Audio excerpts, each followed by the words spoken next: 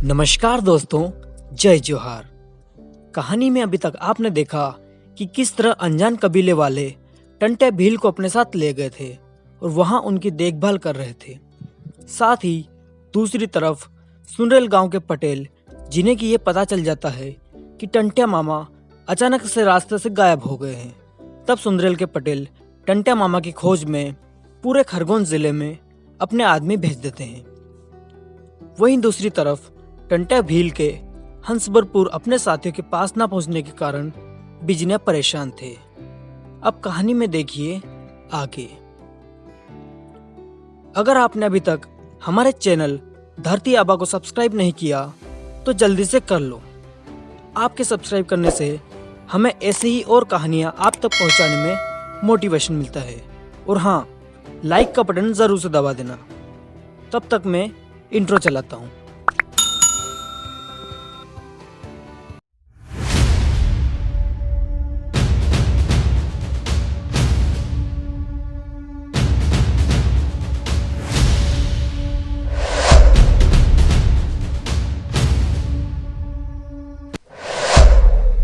टंटिया भील अभी सोकर ही उठे थे कि तभी उनके पास नानकू ने आकर पूछा, कैसा लग रहा है मामा? मुझे लगता है कि अब आप ठीक महसूस कर रहे होंगे। टंटिया भील अब पूरी तरह से स्वस्थ महसूस कर रहे थे। कुछ देर के पश्चात टंटिया भील ने नानकू से कहा, नानकू, तुमने हमारी जान बचाई है, इसलिए हम तुम्हारे ऋणी हैं। जीवन की रक्षा का ऋण बहुत ही बड़ा होता है और आज तुम्हारी ही वजह से हम यहाँ जिंदा हैं।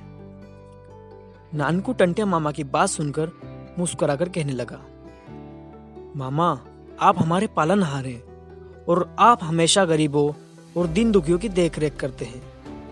आप अंग्रेजों से लड़कर 1857 की इस महाक्रांति में देश को एक बड़ा योगदान दे रहे हैं और इस दौरान यदि कोई आम व्यक्ति आपके काम आए तो ये उसके लिए कोई उपकार नहीं होता।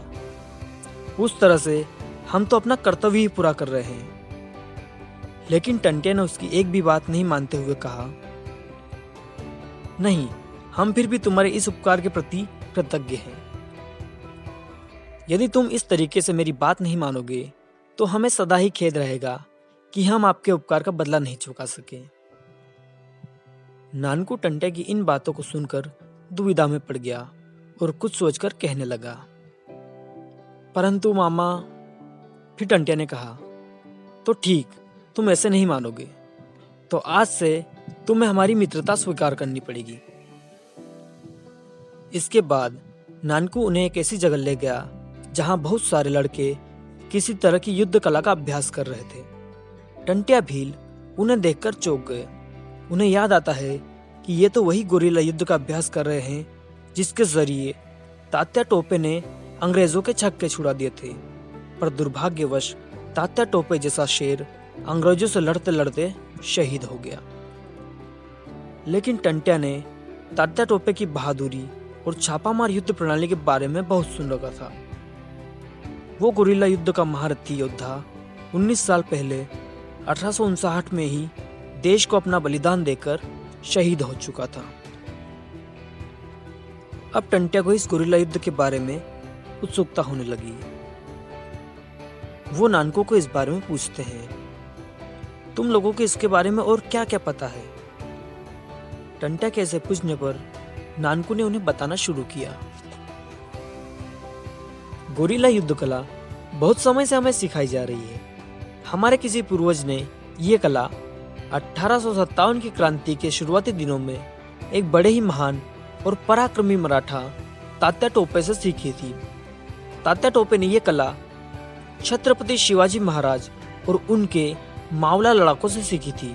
और शिवाजी महाराज सबसे पराक्रमी सम्राट थे जिन्हें शस्त्र कला में दुनिया में कोई नहीं हरा सकता था।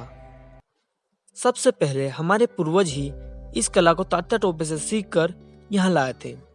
उनके अनुसार हम इस कला का प्रयोग अपने स्वार्थ या विकास के लिए नहीं कर सकते, जैसे कि एक राजा करता है। यह हमारे लिए श्राप भी है और वरदान भी, और तब से ही यह कला हमारे वंश में चली आ रही है। इस युद्ध कला का प्रयोग हम सिर्फ अपने रक्षा के लिए करते हैं।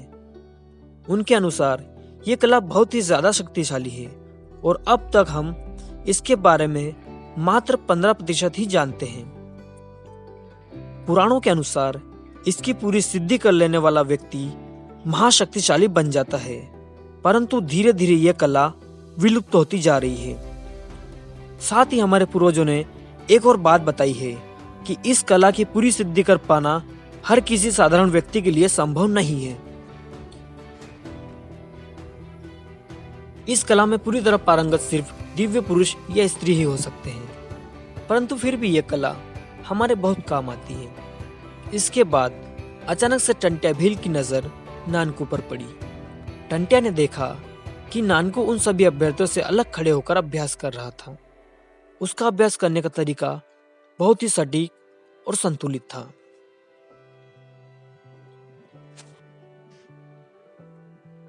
परंतु वो इतना संतुलित कैसे हो सकता था? कई सवाल टंट्या भील के लिए आगे खड़े भी हैं। तो क्या मिल पाएगा सभी सवालों का जवाब, या टंट्या भील हो जाएगा किसी षड्यंत्र का शिकार? जानने के लिए देखिए रॉबिन हुड सीरीज का अगला एपिसोड। जिन लोगों ने अभी तक हमारे चैनल को सब्सक्राइब नहीं किया है, कर लो यार, हमें आपके सपोर्ट की सख्त जरूरत है। आज के लिए इतना ही। आपसे मुलाकात होगी अगले एपिसोड में। तब तक के लिए जय जोहार।